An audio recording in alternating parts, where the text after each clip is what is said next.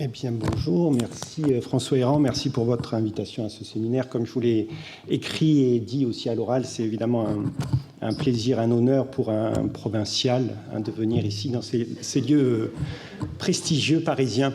Donc mon intervention va reposer sur deux ouvrages que nous avons sortis récemment en 2021. Et quand je dis nous, c'est que le premier ouvrage est collectif, donc j'ai pu diriger avec Laurent Vanier, avec quelques grands auteurs comme François Rastier, par exemple, ou Étienne Brunet, et qui s'intitule donc l'intelligence artificielle des textes. On aurait pu faire plus simple, les textes traités grâce au réseau de neurones artificiels ou grâce à l'intelligence artificielle. Mais je voulais juste attirer votre attention sur le sous-titre des algorithmes à l'interprétation, pour bien préciser que moi-même, je ne suis pas informaticien, je ne suis pas spécialiste des algorithmes, mais simplement de l'interprétation des textes, l'interprétation des discours, plus précisément des textes et des discours politiques. Et ici, j'en profite pour borner un peu mon intervention. Je ne traiterai pas à proprement parler peut-être de l'argumentation. Je crois que Marianne l'a très bien dit, c'est sans doute difficile avec un ordinateur d'aller repérer, d'outiller ce traitement de la persuasion, de l'argumentation. Mais je traite du discours de façon générale. Et en matière de discours politique, peut-être peut-on penser que l'ensemble du discours est tendu dans cette orientation de persuasion, d'arracher des voix, de convaincre un électeur. Donc c'est en ce sens que peut-être mon invitation n'est pas pour autant complètement déplacée, même si je ne traite pas de l'argumentation ni de l'immigration. Et puis le deuxième ouvrage est donc plus personnel. Il devait s'intituler « Macron, l'intelligence artificielle ». Et puis l'éditeur a justement suggéré que c'était possiblement polémique, inutilement polémique. Et donc il s'intitule « Macron ou le mystère du verbe », avec donc ce sous-titre explicite « Ces discours décryptés par la machine ». Alors précisément, mon intervention sur un peu ces deux ouvrages essayera d'être mixte. Il y aura tout un volet, on va dire, théorique, méthodologique, j'ai failli dire épistémologique si le costume n'était pas trop grand quand même pour le travail engagé, mais au fond qui pose cette question qui nous taraude tous en sciences humaines et sociales. Quelle est la plus-value de la représentation numérique de nos objets ? En SHS, ça fait maintenant des années, des décennies que nos objets, donc le texte par exemple, nos objets sont numériques, sont numérisés. Nos outils eux-mêmes sont numériques et nécessairement, me semble-t-il, on doit se poser la question de mais qu'est-ce que ça peut nous apporter ? On est à peu près d'accord pour penser que la révolution numérique est à l'égal de la révolution Gutenberg au moment de la Renaissance, sauf qu'elle est plus rapide et peut-être plus puissante, plus radicale, mais enfin elle est à l'égal. Et si on est d'accord pour penser que la révolution Gutenberg a produit justement la Renaissance, la Réforme, une Bible démultipliée grâce à l'imprimerie, et puis les Lumières, et puis l'encyclopédie, et puis la presse au XIXe siècle. Bon, aujourd'hui, on peut se demander quelles seront les conséquences de cette révolution numérique que l'on vit, et en tout cas, en ce qui me concerne, la révolution numérique dans notre approche de l'objet phare des sciences humaines et sociales, à savoir les textes. Et puis donc, il y aura un volet beaucoup plus pratique, heureusement, plus ludique, j'espère, sur le discours d'Emmanuel Macron. Vous avez allumé la télé ces derniers temps. Vous savez qu'on a un président peut-être démocrate, sans doute démocrate, mais surtout logocrate. On vit dans une logocratie. Emmanuel Macron donc, s'exprime énormément. À titre de comparaison, j'ai calculé que Emmanuel Macron, en l'espace de 3 semaines, durant la période du grand débat, s'est plus exprimé à la télévision que De Gaulle et Pompidou réunis entre 1958 et 1974. Donc qu'est-ce qu'on fait avec ce discours présidentiel omniprésent ? Quelles sont les conclusions ? Le corpus idéologique de Macron, qui reste une énigme ou un mystère. Je vais essayer donc d'aborder ça dans un deuxième temps, dans un deuxième volet. Alors, précisément, la première diapositive revient sur quelques grandes généralités. Je m'en excuse. Il y a toute une bibliographie. Maintenant, il y a un recul sur les humanités numériques, sur enfin, le rapport entre le texte et l'ordinateur. J'ai mon maître, on va dire, Étienne Brunet, qui a exhumé devant moi des actes de colloque de 1961 qui s'intitulait Texte et ordinateur. Donc c'est vraiment pas nouveau, maintenant ça a plus d'un demi-siècle.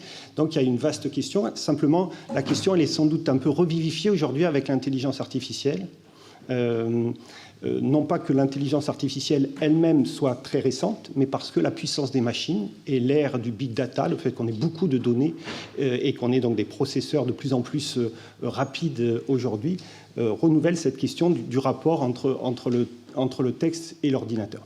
Donc je ne vais pas pouvoir évoquer donc 50 ans, 60 ans, presque 100 ans maintenant de réflexion sur cette question. Et je voudrais juste poser, c'est en fait le point de départ un peu consensuel de mon travail, que le texte est un artefact et que l'intelligence artificielle ou artefactuelle, j'ai repris le terme, pourrait être bien indiquée pour en témoigner. Alors, qu'est-ce que ça veut dire? Ça veut dire que la plupart de la philologie traditionnelle et la linguistique textuelle d'aujourd'hui admet que le texte n'est pas un objet naturel. Hein, ça ne tombe pas du ciel. Le texte est toujours un construit. Le texte est fait d'une triade, comme on l'écrit, comme on dit, un auteur, un éditeur et un lecteur. On peut pousser jusqu'à prétendre qu'il y a au fond autant de textes qu'il y a de lectures. Le texte est un parcours de lecture. Le texte est un parcours interprétatif. Ce n'est pas un objet naturel, je répète, qui tomberait du ciel ou qui serait là dans la nature. C'est toujours une construction, c'est toujours une interprétation. Je vais revenir très fortement sur cette question de l'interprétation.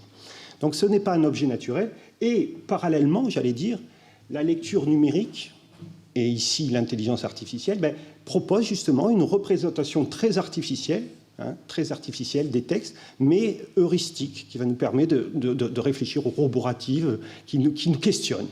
Et je donne quand même quelques exemples pour ne pas paraître fumeux et donner l'impression que tout ça sont des généralités, mais on est à peu près d'accord que les ordinateurs, par exemple, privilégient une lecture réticulaire, donc déjà des réseaux, par exemple des échos de mots, par exemple un calcul de co-occurrence, là où la lecture humaine est plutôt linéaire. L'ordinateur privilégie sans doute une lecture quantitative, là où les humains privilégient sans doute une sensibilité qualitative. Et puis, l'ordinateur, lecture hypertextuelle versus textuelle, lecture tabulaire. Un ordinateur sait très bien ranger dans des tableaux les mots par ordre alphabétique, par fréquence, etc. Donc, vous voyez, il y a une lecture différente qui, précisément, nous interroge différemment sur le texte. Et c'est là la plus-value, aussi simple à énoncer, puisque cette lecture différente peut nous amener vers des hypothèses de travail inexplorées et une modélisation du texte, une compréhension du texte que l'on avait peut-être pressenti, mais pas complètement objectivée ou en tout cas labourée. Donc, d'une certaine manière, je crois beaucoup à cette révolution numérique et à l'intelligence artificielle et aux apports, à la plus-value que pourrait représenter ce numérique. Pour autant, il y a une condition, me semble-t-il, qu'on a fini par bien verbalisé aujourd'hui et qui se dit en des mots certes compliqués mais qui sont très concrets au quotidien, c'est-à-dire se départir d'une posture positiviste face au numérique pour adopter au contraire une posture herméneutique. Qu'est-ce que ça veut dire? Ça veut dire qu'à chaque changement, évolution technique, progrès technique, on s'est un peu abandonné à la machine en espérant que, pourtant en sciences humaines et sociales, au fond, l'ordinateur, en l'occurrence, pourrait apporter, administrer la preuve, là où il ne faut pas, je pense, utiliser cet outil comme étant un outil probatoire ou comme quelque chose qui pourrait définitivement trancher. Est-ce que Emmanuel Macron est de droite ou de droite? Ce n'est pas l'ordinateur qui va le dire. J'ai fait un lapsus, peut-être. Du coup, voilà, ce n'est pas l'ordinateur qui va prouver ce genre de choses. Il ne faut pas faire un usage probatoire. Donc je le redis en quelques termes avec quelques auteurs. Par exemple, Bruno Bachimon a bien documenté cette question. Il voit l'ordinateur comme une machine qui, non pas qui pense, mais qui donne à penser. C'est très différent. Et de façon un peu plus générale, on peut s'accorder sur le fait que le sens n'est pas un donné. On revient à cette naturalisation du sens, ou de dénaturalisation. Ce n'est pas un donné, mais un interprété. Le sens est toujours un interprété. Le sens est un construit. Et donc, du coup, aucun ordinateur va prouver le sens d'un texte. Il peut alimenter la discussion, mais il ne va pas, me semble-t-il, prouver. Et le numérique est lui-même une représentation une interprétation du monde et des données, Dwelly par exemple. Et donc là encore, il ne faut pas imaginer que l'ordinateur est le monde. Hein. Il dit le monde d'une certaine manière. Le numérique dit le monde, représente le monde d'une certaine manière. Et donc concrètement, là aussi je reviens à mon quotidien, quand on a une sortie machine avec nos logiciels, hein, avec le web, avec ce que vous voulez, eh bien, il ne faut pas la considérer comme une preuve. Alors là, on est sur le domaine de l'argumentation, mais plutôt comme un interprétable. Et c'est donc pas la fin de l'analyse, mais son commencement. Deuxième prérequis que je voulais évoquer, c'est tout simplement comment ça marche, ce fameux deep learning. D'une certaine manière, mon bouquin sur Macron, je me suis amusé à prendre au mot Emmanuel Macron et Villani, qui, vous savez, ont fait de l'intelligence artificielle un des grands programmes du quinquennat. Donc, comment ça marche pour nous autres, les sciences humaines et sociales? Alors, je suis toujours gêné ici parce que je n'ai pas les compétences informatiques, d'une part, et puis parce que c'est très difficile à vulgariser quand même en quelques secondes ou un graphique, mais voici un graphique assez classique pour essayer de comprendre comment ça marche. On a en entrée le texte, et puis on a une classe à la fin. Le texte, ça peut être, par exemple, je pense, le mot 1, c'est je, le mot 2, c'est pense, le mot 3, c'est je pense donc, je suis. Donc je pense donc, je suis. Et puis il y a une série de traitements, et la machine doit apprendre que ce « je pense donc je suis » est du Descartes. Pour cela, il a fallu donner à la machine beaucoup de textes de Descartes dans lesquels il aura appris les tics de langage, les mots préférés, les codes grammaticaux, les enchaînements syntaxiques propres à Descartes. Et on entraîne la machine ainsi jusqu'à ce qu'il réussisse à comprendre que « je pense donc je suis » est sans doute du Descartes. Alors ça passe par une phase dite d'embedding, c'est-à-dire la représentation numérique, donc ici, une représentation numérique du mot 1, à qui on attribue un certain nombre de valeurs numériques. Alors vous allez me dire, c'est pas si évident, à quoi ça sert? Remarquez que si je peux me présenter comme un individu, ça sera sans doute plus riche, mais je peux aussi vous dire que mon numéro de sécurité sociale, c'est 1, 70, 08, 06. Et cette série de valeurs numériques vous permet de savoir que 1, je suis un garçon, 70, je suis né en 1970, 08, je suis né en août, 06, je suis né dans les Alpes-Maritimes. Et juste, je pousse un peu plus loin, si une série de classifications, tout d'un coup, on voulait classer les gens qui, je ne sais pas, un exemple, pardon pour l'exemple, il me vient comme ça, les gens qui aiment l'huile d'olive, peut-être que la cellule 06, le fait que je suis né dans les Alpes-Maritimes, 06, ça va être pour la machine un moyen de classification pour dire, tiens, il y a dans une population des gens qui aiment l'huile d'olive, d'autres moins. Et ceux qui sont 0,6, 0,4, 13, etc., peut-être aiment-ils plus l'huile d'olive. Bon, pardon pour cet exemple, j'y reviendrai peut-être pour montrer que c'est un tout petit peu plus compliqué. Mais une fois qu'on a cette phase d'embedding, donc une représentation numérique des mots du texte, il y a donc une série de traitements, dont la convolution dans certains modèles de deep learning, donc dans les modèles convolutionnels, qui vont regarder ces mots et par une fenêtre coulissante, vont traiter les mots dans leur contexte. C'est ça qui est très important en linguistique, c'est que le mot n'est pas tout seul, mais le « je pense donc je suis », le « donc », il est précédé par « pense » et puis il est suivi par « je », et donc il prend un certain sens du fait de sa contextualisation par fenêtre coulissante. C'est ce qu'on appelle en linguistique la prise en compte de l'axe syntagmatique, c'est-à-dire l'enchaînement des mots. Et c'est très important pour les linguistes parce que le sens naît de ce cotexte, naît du contexte. Un mot tout seul ne veut rien dire. Il faut qu'on le perçoive dans son contexte pour vraiment comprendre. Et puis, et c'est ici la complexité et l'enjeu de recherche, il y a toute une phase d'abstraction de ces données. C'est-à-dire que la machine va imposer une série de filtres, va regarder cet embedding sous toutes les coutures. Il va regarder 2 cellules, 3, il va additionner, il va soustraire, il va multiplier, il va faire toute une série de traitements. On appelle ça les couches cachées du système, et c'est notre problème parce qu'elles sont cachées, donc on ne peut pas les comprendre, on ne peut pas les interpréter, et ça va être pourtant notre boulot d'essayer de les interpréter. Mais il va donc faire un certain nombre de traitements, ne vous inquiétez pas, je vais y revenir un instant.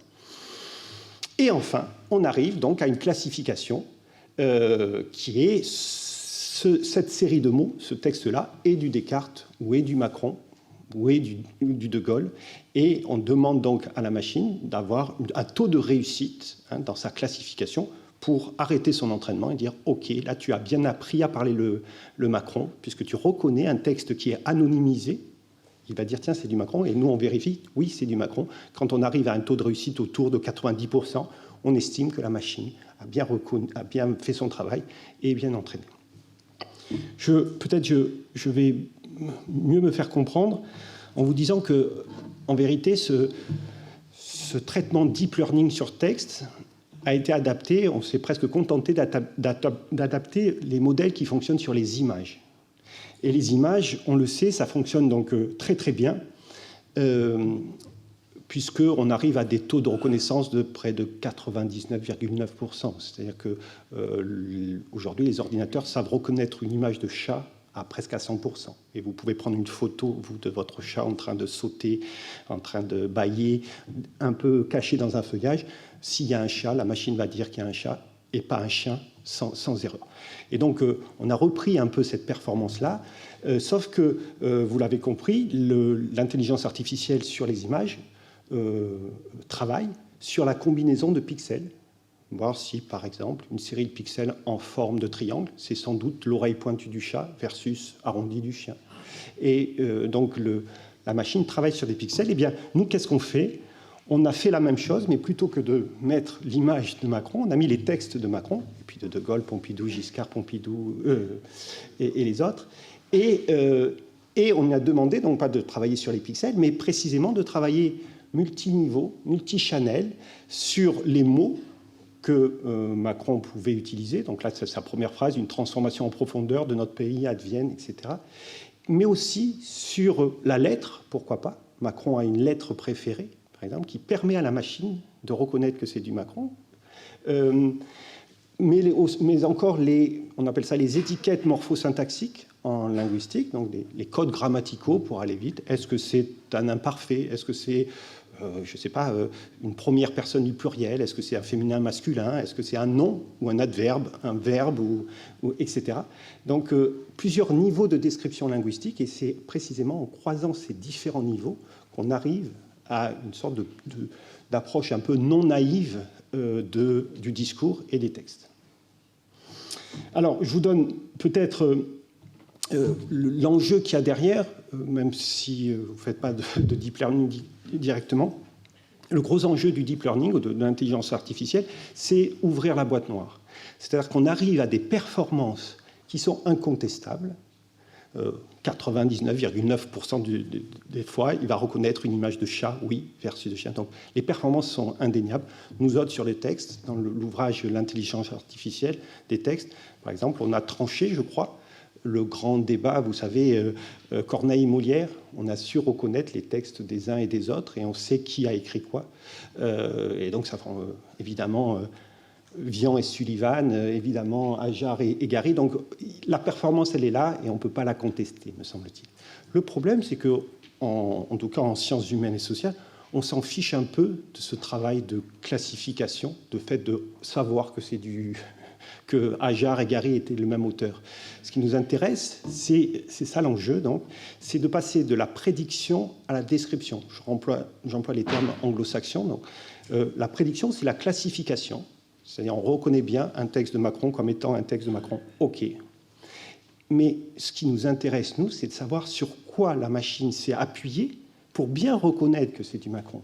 Et là, pour nous, ça devient intéressant, justement, au niveau de l'interprétation, au niveau de l'analyse du discours. C'est-à-dire, d'accord, tu as reconnu que c'était du Macron, mais sur quoi? C'est quels sont les mots, quels sont les codes grammaticaux, quelle est la ponctuation, le rythme, etc. Et donc, j'appuie pas sur le... Oui, si j'appuie sur le bon bouton. Donc, le programme, il est bien là. Sur quoi s'appuie l'IA pour traiter pertinemment? Et donc, en linguistique textuelle, pardon, c'est un peu ma boutique, mais c'est vraiment une question qui nous occupe depuis 50 ans, c'est de découvrir, au fond, les unités du texte, hein, les unités constituantes et constitutives d'un texte. Qu'est-ce qu'un texte?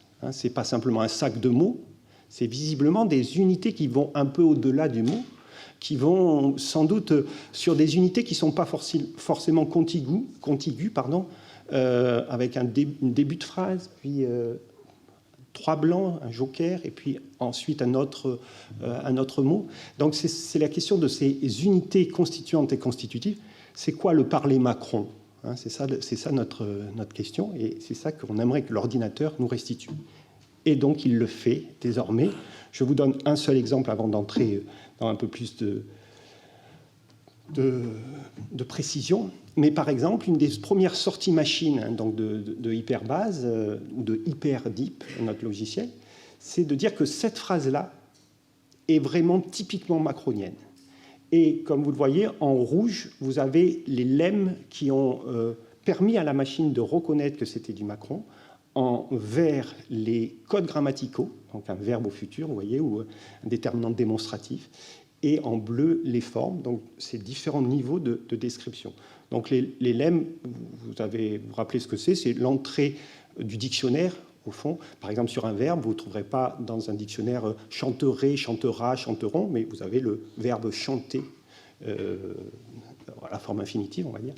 De même pour l'adjectif, vous n'avez pas féminin, masculin. Et donc, regardez cette phrase. Je ne sais pas si vous ressentez que la machine, quand même, a bien appris à parler de Macron, mais vous voyez, par exemple, la notion d'acteur européen.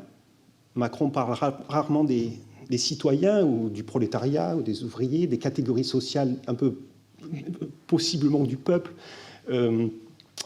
possiblement désuètes, on va dire, mais il va parler d'acteurs. On est plus sur des acteurs. Et puis, ils sont souvent européens. On est moins dans un cadre national qu'un autre locuteur, un autre président français. Regardez comment le terme marché aussi ne surprendra pas nécessairement, mais comment, lorsqu'il parle d'acteurs européens, puisque tout se combine dans l'intelligence artificielle, eh bien, le verbe de la phrase va être au futur. C'est-à-dire qu'il ne peut pas encore trop, j'allais dire, se glorifier d'une Europe constituée au passé, mais par contre, les acteurs européens à venir, on va dire, sont au futur. Vous retrouvez évidemment profonde désorganisation. Pourquoi je dis évidemment? Parce que je vais développer. On trouve un mot en sion comme transformation, hein, son suffixe préféré, et la machine repère dans ce passage qu'il y a beaucoup de mots en sion, désorganisation ou transformation. Évidemment numérique, jolie transformation, j'en parlerai tout à l'heure, c'est son mot préféré entre tous. Et on ne sait pas trop de quoi il veut parler, des transformations en jeu, je vais développer. Mais ici, il y a un déterminant démonstratif, c'est-à-dire c'est cette transformation. Donc il semble montrer une transformation qu'il n'a pas nécessairement définie auparavant, mais à qui il donne une sorte de force, puisque l'ayant évoqué auparavant, il peut se permettre de dire cette transformation, quand bien même, je répète, ce qui ressortait de sa campagne, c'est que cette transformation qu'il vantait n'était pas nécessairement bien établie dans son contenu politique. Notre souveraineté, alors j'aime bien souveraineté aussi parce que c'est un grand mot gaulien qui le reprend, mais sauf que là, c'est une souveraineté qui est dans un environnement d'une part européen, puisque l'intelligence artificielle prend l'ensemble du réseau, l'ensemble du passage, ou encore une souveraineté qui est numérique. Donc c'est plus peut-être tout à fait la même souveraineté que chez d'autres présidents. J'avais prévu juste une diapositive en clin d'œil au Collège de France quand même, à Roland Barthes, on pense toujours, je pense tout le temps à Roland Barthes quand je pense au Collège de France, c'est un peu bête, c'est comme ça, mais l'intelligence artificielle aussi est sans doute capable d'implémenter la vieille notion d'intertexte, d'intertextualité.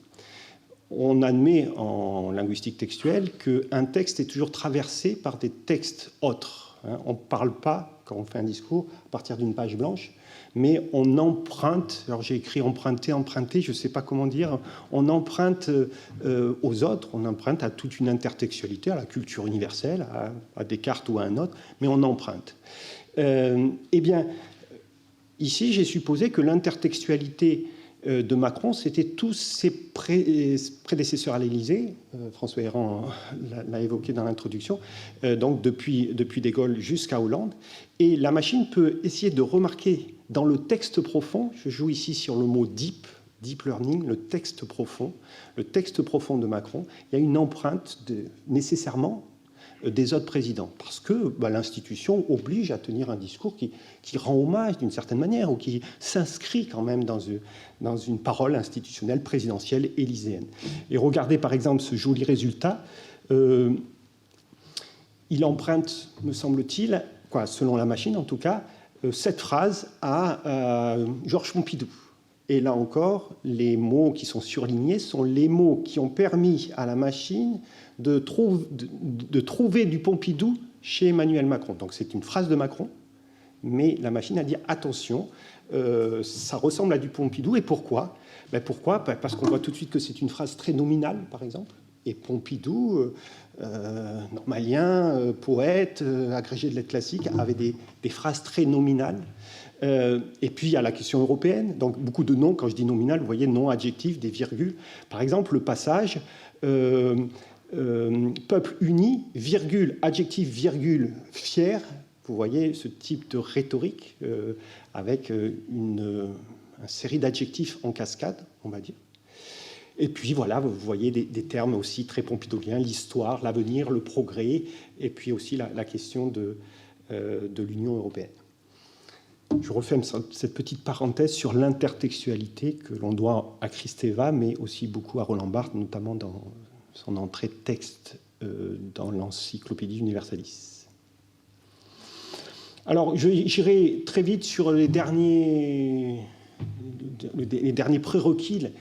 La question donc, du discours, tout simplement, dans notre société, et puis un concept que j'ai proposé à Sciences Po, qui a bien voulu le recevoir correctement. On va voir ce qu'il en est. Mais c'est l'idée, par exemple, que quand on veut définir Emmanuel Macron et le pouvoir présidentiel aujourd'hui, il me semble que les catégories, évidemment, très performantes par ailleurs, mais de pouvoir exécutif, pouvoir législatif, pouvoir judiciaire, ne sont pas nécessairement pertinentes.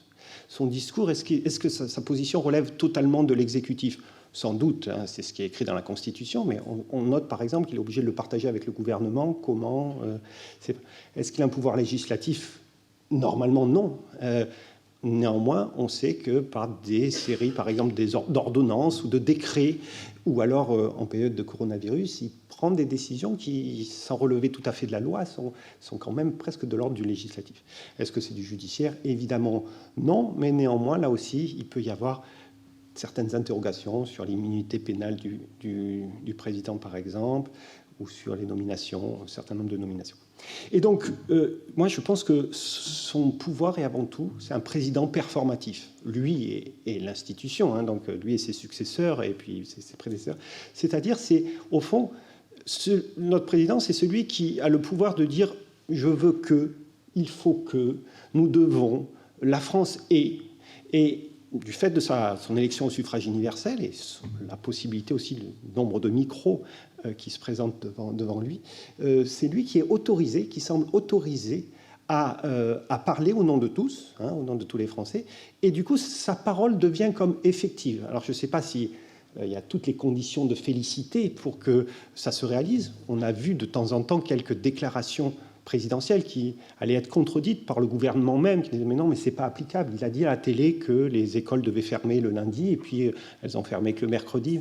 Mais il n'empêche que sa parole, ce pouvoir présidentiel, me semble avant tout un pouvoir performatif, donc au sens de la philosophie du langage. Hein, pardon, la performativité, on se rappelle ce que ça veut dire. C'est, vous voyez, cette puissance de la parole. Lorsqu'un maire dit « je vous marie », le fait de dire « je vous marie », vous êtes de fait, de facto, ou per verba, marié. Donc c'est cette... Et de façon un peu plus sérieuse, au-delà de plaider que c'est un pouvoir performatif, je voudrais dire que Macron, effectivement, a essayé de théoriser la question de la démocratie délibérative, hein, précisément, donc une démocratie dans laquelle la parole présidentielle est centrale, certes, mais où la parole est donnée à tout le monde, et il définit lui-même un grand débat comme un moment cathartique, donc une salut par la parole, le fait de pouvoir discuter. Donc chez lui, il me semble qu'il y a une sorte de pertinence à étudier son discours, parce qu'il y a cette presque sacralisation, si on parle de moment cathartique, de la parole du discours présidentiel, au-delà de l'argument quantitatif que j'évoquais précédemment, à savoir qu'il parle beaucoup, beaucoup plus que ses prédécesseurs. Alors, précisément, quelques conclusions donc, sur la base de cette méthode, hein, l'intelligence artificielle appliquée au texte. Qu'est-ce qui ressort de Macron ou le ministère de Verbe ? je précise effectivement que là, je vais vous donner les résultats d'un parcours méthodologique. Alors, je vous donne la conclusion. Là où je disais que l'avantage de ces méthodes-là, c'est qu'elles sont heuristiques, qu'elles permettent l'élaboration d'une conclusion. Et ça fait un peu toujours drôle de donner la conclusion et après de donner l'impression qu'on va prouver, on va faire un usage probatoire de l'ordinateur pour attester de la conclusion. Non, la conclusion est juste le résultat d'un processus de recherche que je vais donc illustrer un peu rapidement. Bon, s'il fallait retenir qu'une seule chose du discours de Macron, c'est une évidence, une seule chose, c'est que c'est un discours en marche. L'ensemble de son discours est tendu vers cette impression de mouvement qu'il cherche, là aussi, cette performativité de mouvement. Et l'ensemble de sa rhétorique, me semble-t-il, est tendu vers cette volonté de montrer qu'il va être un président en mouvement, qu'il va être un président en marche. Et ça, donc, alors, on l'a suffisamment dit, je crois, de manière plus ou moins critique, mais on l'a dit, c'est un discours qui dit le mouvement sans jamais dire la destination. On peut le dire de manière c'est un peu critique de le dire, mais je crois qu'il y a de ça. Et alors, une fois qu'on a constaté un peu rapidement ça, on peut s'apercevoir que cette rhétorique du processus, c'est comme ça que je l'ai appelée, cette rhétorique du processus, on peut la retrouver dans la morphologie même des mots qu'il aime, dans son lexique, évidemment, ou encore dans sa syntaxe. Donc je ne vais pas pouvoir développer tous ces niveaux, mais enfin quand même, je vais en donner quelques exemples. Donc c'est vraiment une rhétorique du processus au sens étymologique. C'est voilà, le processus, la mise en mouvement de la société, l'affirmation de mouvement au sens étymologique, aller vers l'avant, en marche. Alors, d'un point de vue juste quand même un écho au niveau des sciences politiques, on peut le dire autrement, c'est une rhétorique du processus, ou aussi, on peut dire aussi que c'est un président néo-saint-simonien qui vante, je mets entre guillemets, c'est lui-même, qui se qualifie de progressiste, ou encore de pragmatisme, et je renvoie ici à progrès ou à pragmatisme, qui revient toujours à l'étymologie d'une mise en mouvement, d'une mise en marche. Néo-saint-simonisme, c'est vraiment un joli constat. Je ne connaissais pas très bien Saint-Simon, mais c'est vraiment... Terme à terme, Saint-Simon a pensé qu'on allait dépasser, on va dire, la lutte des classes, en quelque sorte, par le progrès technique de l'époque. Et ce premier progrès technique, c'était l'industrialisme. Eh bien, Macron affiche cet espoir de dépasser cette question de l'inégalité des richesses dans le progrès. Et aujourd'hui, le progrès, c'est le digitalisme. Donc une société vers le numérique, de l'information, une révolution numérique comme il y a eu une révolution industrielle. Et donc il y a vraiment un néo-saint-simonisme très marqué. Mais bon, restons sur processus, sur progressisme, sur pragmatisme et leur étymologie d'un discours en marche. À propos du progrès, je suis obligé de citer Taguieff. Je suis toujours gêné puisqu'il a après dit beaucoup de bêtises sur l'islamo-gauchisme, par exemple. Mais sur le sens du progrès, là, il y avait quelque chose de profond. Et son ouvrage Résister au bougisme, donc lui, il parle même plus de progressisme, mais de bougisme, qui a été publié en 2001, annonce beaucoup le discours, je trouve, d'Emmanuel Macron.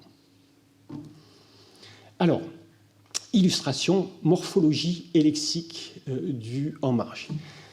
L'ordinateur, je vous le disais, l'intelligence artificielle traite de tout, de la lettre, du préfixe, du suffixe, des codes grammaticaux. Et il nous dit qu'il y a un suffixe que Macron adore, c'est le suffixe « tion ». Donc il adore les mots en transformation, je vous disais, innovation, création, refondation, révolution, etc.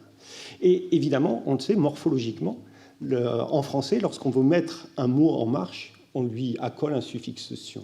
Si on veut marquer le processus, en tout cas, si on veut marquer, oui, le processus, je ne sais pas si vous détruisez un mur, ben, le processus, le résultat, c'est une destruction. Si vous construisez un mur, le processus et le résultat de votre acte de construire un mur, c'est une construction. Et on peut même penser, même s'il y a débat chez les linguistes, que le suffixe « tion » vient directement de « itis et o », donc de « vous allez » ou peut-être « je vais », et c'est si ce n'est « en marche » directement. Les lexiques. Tous les mots qui marquent le mouvement sont caractéristiques, selon la machine, d'Emmanuel Macron. Bouger, accélérer, transformer, renouveler, réformer, réinventer, etc. Donc il marque là aussi son discours lexicalement de ce mouvement. Alors je l'illustre pour être un peu plus concret, une sortie machine d'hyperbase. Regardez pendant la campagne électorale de 2017.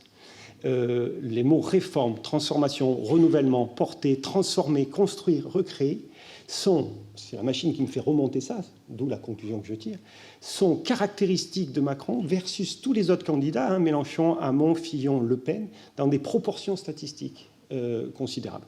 Alors, si on est au-dessus de l'axe des abscisses, c'est qu'il y a une surutilisation par rapport à la moyenne de la campagne électorale 2017. Si on est au-dessous de l'axe des abscisses, c'est qu'il y a une sous-utilisation.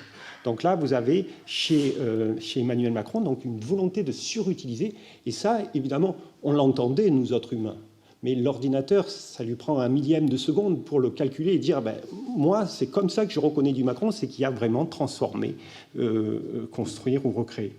Je suis même allé un tout petit peu plus loin dans l'analyse en comparant sur un temps un peu plus long, c'est-à-dire une campagne électorale depuis 2007, avec Buffet, Royal, Bayrou, Sarkozy, 2012, 2017, et regardez encore comment ces mots sont surutilisés par Emmanuel Macron.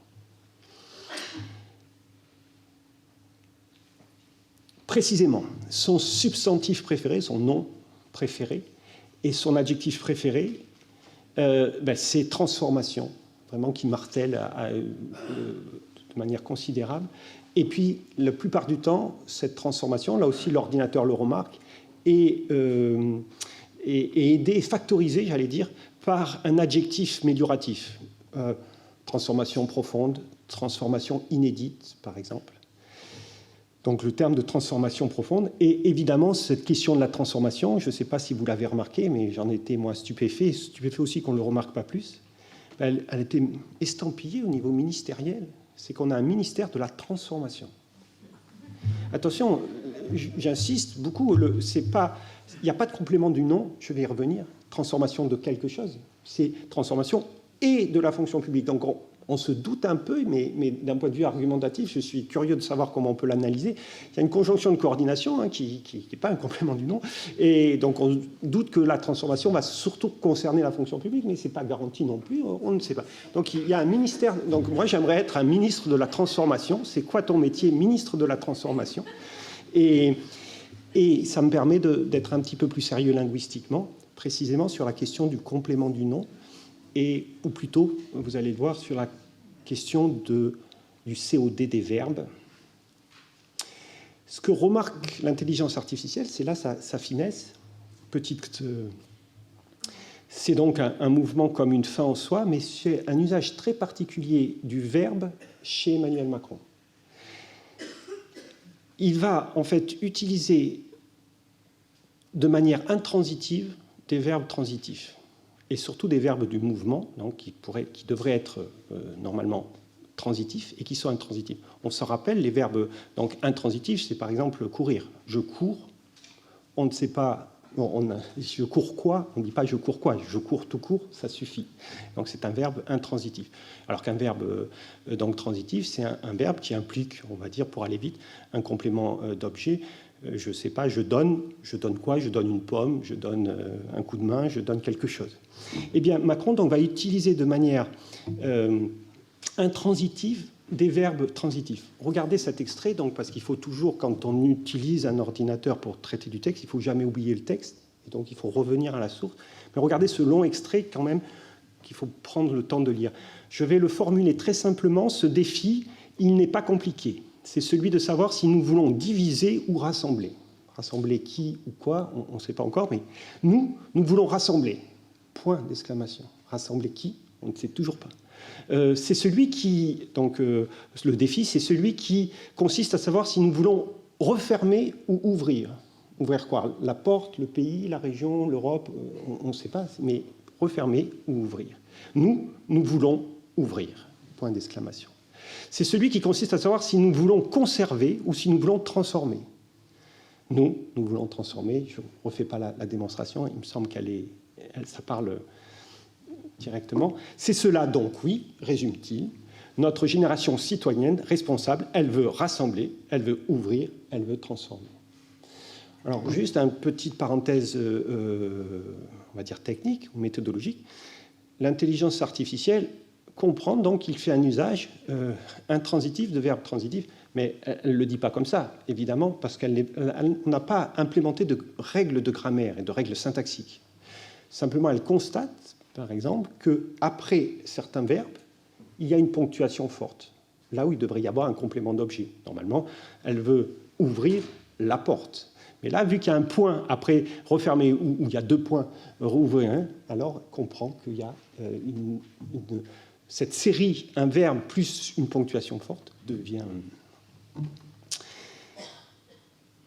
Donc, avec la grammaire de Chomsky, on appelle ça des verbes monovalents, qui n'ont ni complément d'objet direct ni indirect, qui se suffisent à eux-mêmes, ou plus simplement, on appelle ça des verbes transitifs ou intransitifs. Mais vous voyez quand même le résultat, c'est que ça valorise d'autant plus cette impression de mouvement que ce mouvement-là, rassemblé par exemple ou transformé, n'a pas de finalité. C'est une finalité sans fin, c'est pour ça que je le disais un peu à l'image du beau chez Kant. Voilà, c'est une finalité sans fin, il n'y a pas de fin, mais il faut transformer ou il faut rassembler. C'est pour ça que la notion « il faut transformer » de bougisme, c'est un peu péjoratif dans la bouche de Taguieff, mais bon, ça peut quand même vouloir dire. C'est terminé. Eh bien alors, si c'est terminé, je ne vous parlerai pas de sa lettre préférée, qui est le R, et qui est pourtant toute la morphologie du « en même temps », puisque, en fait, ça consiste à mettre un préfixe réactionnaire, un peu de droite, hein, le retour, le passé éternel, la restauration, sur des mots plutôt du mouvement de gauche. Tant et si bien qu'en faisant ce clin d'œil à la droite par la lettre R, qui assortit des verbes de mouvement, une tension vers le mouvement de gauche, il peut séduire au fond et un électorat de droite et un électorat de gauche. Donc, conclusion très rapide, je reprends à Jacques Guillaume ce joli mot de donation. Son livre en 93, je crois, Discours et événements, montre la donation linguistique de l'événement politique, pour dire les choses en peu de mots. Tout ce qui nous est donné, au fond, à analyser dans l'action politique, dans le fait politique, nous est donné par l'archive, ce sont des mots, par le discours, ce sont des mots. Donc il y a une sorte, il y a un prisme langagier, il y a une donation linguistique de l'événement politique qui est à la base de mon travail. Et j'ai repris ça pour parler de la donation numérique de l'objet SHS. Il se trouve qu'effectivement, donc c'est pas nouveau, ni la donation linguistique, ni la donation numérique, mais il se trouve que l'on passe aujourd'hui par un écran, par des représentations numériques. Au fond, rien n'a changé depuis longtemps, mais on ne regarde pas les choses sur la paroi de la caverne, mais sur nos écrans d'ordinateur. C'est toujours, je pense, une représentation du monde, hein, mais voilà, elle est un tout petit peu différente. Et puis, vers une herméneutique numérique avec un E en plus à 1. Ça, c'est juste une allusion à ma thèse HDR. C'est le titre de ma thèse HDR, soutenue maintenant il y a un petit peu. Voilà, en bonus, pour ceux qui voudraient, je pourrais vous parler dans la discussion du mot qui va faire perdre ou qui va faire gagner Macron en 2022. Le mot qui va le faire perdre, et puis son discours hologramme que la machine a produit, parce que l'intelligence artificielle, cerise sur le gâteau, non seulement analyse les discours, mais peut peut-être en générer. Et donc on a généré le discours que Macron devrait prononcer maintenant dans quelques semaines, et on l'a publié hein, dans l'ouvrage, et qui commence comme ceci. Voilà, merci.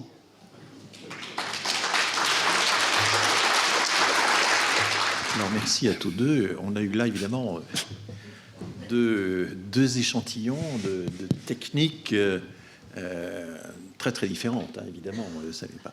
Mais bon, ce que fait Marianne Doury, c'est quand même d'observer de façon systématique un certain nombre de régularités dans des procédés qui sont utilisés par les locuteurs, discours contre discours. Et ce que fait Damon Mayaf, c'est de dessiner grâce à l'ordinateur tout un espace de rapprochement, de distance, de proximité, qui sont ce qu'on faisait déjà avec l'analyse des textes, mais que vous approfondissez en élargissant un peu la profondeur de l'analyse, en regardant pas seulement des mots avec le mot qui précède, le mot qui suit, mais des séquences de mots un peu plus longues, et puis ensuite comment ces séquences de mots renvoient à des passages plus longs, et comment ces passages renvoient à des thèmes de discours, etc. Et finalement, vous retracez, finalement, vous rapprochez les textes les uns avec les autres. Alors, ce qui est formidable dans votre métier, c'est que votre matériau eh bien, ne cesse de s'enrichir avec l'actualité. Il va falloir passer encore à d'autres auteurs, parce que chez Zemmour, la reconquête, la restauration, là, c'est manifestement un thème important. Il va falloir nous montrer en quoi les discours de retour au passé, le retour de la France aux années 60, ou le rapprochement de la France avec la Hongrie, par exemple, faire de la France une nouvelle petite Hongrie, une nouvelle Hongrie, comment ça va se traduire dans les discours. Alors, un des problèmes qu'effectivement on a, c'est comment ces argumentations sont, vous l'avez signalé à la fin, Marianne, comment ces argumentations se retrouvent dans les langages. Est-ce qu'il y a des marqueurs linguistiques, des connecteurs, comme disait Oswald Ducrot en Scombre, que vous avez évoqué? Est-ce qu'on peut... parce qu'au fond, c'est assez facile d'étudier le vocabulaire d'un discours. Vous avez commencé par ça. Je pense à Cécile Alduy, par exemple. Ça. Donc, c'est du presse-bouton. Vous pouvez tabuler un texte. Et pour le démographe, c'est très important parce que la démographie, c'est une révolution qui a commencé par tabuler. Au départ, on a des fiches de décès, des causes de décès, des circonstances, etc. Puis il y a quelqu'un qui, au XVIIe siècle, dit que toutes ces choses qui s'accumulent un peu dans le désordre, on pourrait les tabuler. Et si on les tabule, eh bien, on va pouvoir faire... il y aura des variables. Il y aura une variable cause de décès, il va y avoir une circonstance, une variable âge, une variable sexe. Et c'est en tabulant la réalité qu'on crée la démographie. Et donc là, vous faites un peu ça. C'est-à-dire que Nussama, c'est une super tabulation, des tabulations de tabulation que vous faites et qui permettent de découvrir des structures qui, d'une certaine manière, ne nous surprennent pas trop. Alors, à un moment, d'ailleurs, dans vos livres, vous n'avez pas repris la formule. Je m'attendais à ce que vous la repreniez parce qu'elle est assez éloquente. Vous comparez ce que l'intelligence artificielle nous dit des discours des différents présidents. De Gaulle, discours très souverainiste, avec des phrases assez longues, enfin très développées, etc. Pompidou, des phrases plus élaborées, plus littéraires, enfin le côté agrégé de lettres. Ensuite, il y a Sarkozy, un vocabulaire fort mais une syntaxe faible, et Hollande, l'inverse, une syntaxe forte mais un vocabulaire faible. Alors bon, de temps en temps, c'est ça qui est assez intéressant, c'est lorsque vous passez de l'interprétation numérique, enfin de la production de régularité numérique à une interprétation, vous êtes assez facétieux quand même par moment. On sent que là, le sujet interprétatif, effectivement, reprend le dessus. Et vous avez remarqué que Marianne Dory est assez facétieuse aussi par moment. Voilà. Alors, je vais commencer, si vous voulez bien, Marianne, je vais commencer par interroger donc Damon. Mais je pense que sur les questions... Alors, vous n'avez pas parlé des questions de migration, effectivement, qui ont été évoquées par Marie Veniard, qui est venue chez nous, et qui a notamment s'est centrée sur l'élocution, enfin, une forme de en même temps, mais en même temps hiérarchisée. La politique migratoire, c'est une politique d'humanité, mais de fermeté. Et il y avait ce mais, qui est un mais de retour à la réalité, un mais qui est en fait un mais hiérarchisant. Est-ce que ce genre de formule humaine mais ferme, ça ressort aussi de vos analyses? C'est quelque chose où c'est à un niveau trop micro pour que ça puisse apparaître dans vos travaux? Alors, ça peut ressortir. Alors, comme je disais, quelques précautions. Effectivement, l'ordinateur, il y a quand même une chose qu'il ne sait pas faire, c'est traiter les figures rhétoriques. Traiter l'oxymore ou les métonymies, c'est un peu compliqué. Et l'argumentation, il faut le voir un peu, notamment dans cette articulation entre des sorties machines qui sont souvent très globales sur des zones de localité du texte, et par exemple ici la conjonction de coordination. Mais Alors, j'ai quand même une petite réponse, parce qu'il se trouve que c'est une des clés de la compréhension du discours de Jacques Chirac, puisqu'on a beaucoup parlé de Sarkozy et de Macron, mais Jacques Chirac avait une stratégie rhétorique assez comment dire, j'allais dire, critiquable, pourrait-on dire, c'est qu'il masquait ses contradictions du « mais » sous l'apparence, au contraire, d'une consensualité, du « naturellement ». C'était son mot favori, statistiquement. Naturellement, un naturellement tous les 500 mots chez Jacques Chirac pendant l'ensemble de son septennat puis quinquennat. Et à l'analyse, je me suis aperçu que ces « mais », précisément, ces naturellement avaient l'usage du « mais ».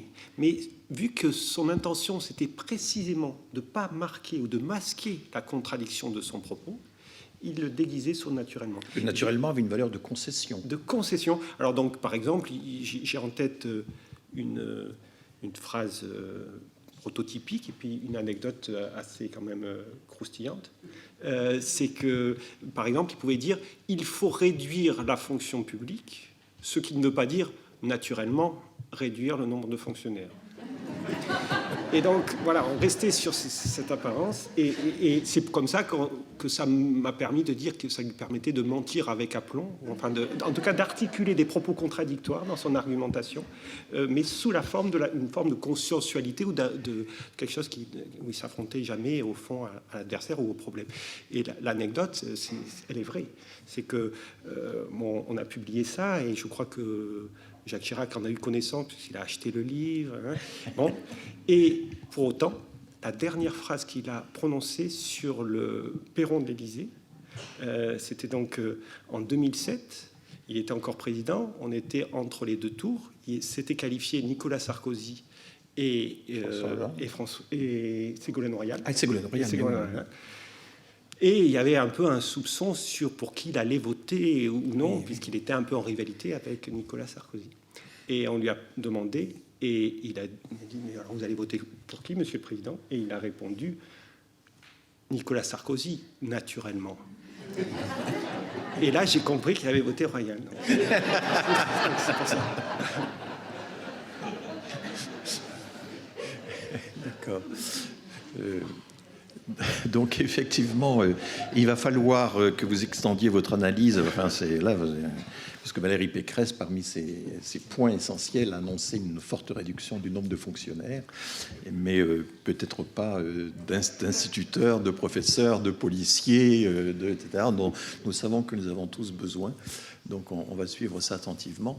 Alors à la fin de son intervention, il a été un peu normatif, Damon Mayaf, voilà, ce que vous interdisez de faire, tout en incluant quand même l'étude de la normativité dans votre projet. Est-ce que vous êtes minoritaire parmi les analystes du discours? Parce qu'effectivement, vous avez noté qu'au niveau international, l'énoncé des 10 commandements, d'une bonne interaction. Ça, c'est Emeron et Holtendorst qui avaient fait ça il y a déjà un certain temps. La détection, la dénonciation quasiment des fallacies, des sophismes, etc. est quelque chose qui est extrêmement... qui domine la littérature. Sauf que Douglas Walton, vous l'avez bien noté, je ne savais pas qu'il était décédé récemment, c'est vous qui me l'apprenez.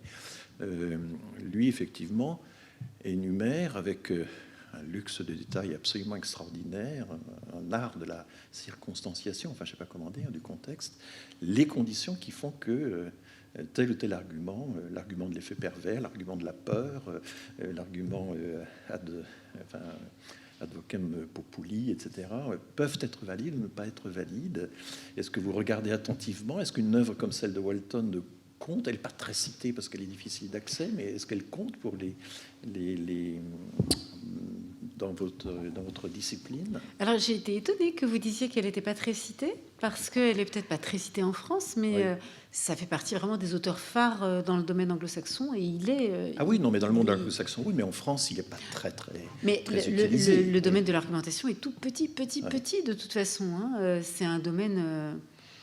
où on se connaît à peu près tous, et vraiment c'est un tout petit monde. Donc Walton est cité par les 3 personnes qui travaillent en argumentation. Il est cité... Dont elle. Voilà. Et oui, effectivement, il y a cette... Alors, c'est étonnant parce qu'au niveau international, sans aucun doute, les approches normatives sont très largement dominantes. Mais... Enfin, c'est au point Elles sont très liées au fait qu'il y a aux États-Unis des quantités d'établissements secondaires où il y a un enseignement de critical thinking. Il n'y a pas de pays qui, plus que les États-Unis, n'a essayé de diffuser dans l'enseignement secondaire et dans les débuts de l'enseignement supérieur le critical thinking, la capacité à débusquer les fallacies, les sophismes, etc. Et ça n'a pas empêché les États-Unis d'élire Trump, quoi.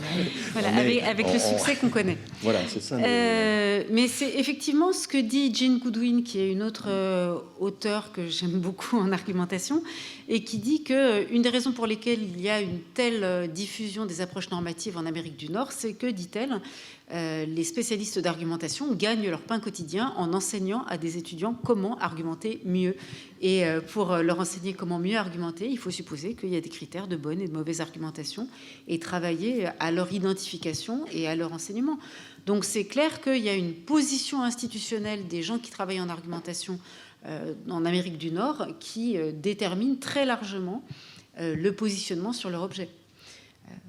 En France, les gens qui travaillent sur l'argumentation sont traditionnellement soit des gens qui sont issus de perspectives littéraires, soit des linguistes qui ont une perspective descriptive, et assez peu des gens qui se donnent comme objectif d'apprendre à des gens à mieux argumenter. Quoique ça commence un ça petit commence peu, à venir. À Sciences Po, il y a des professeurs de rhétorique maintenant. Oui. Oui. Ça commence un peu.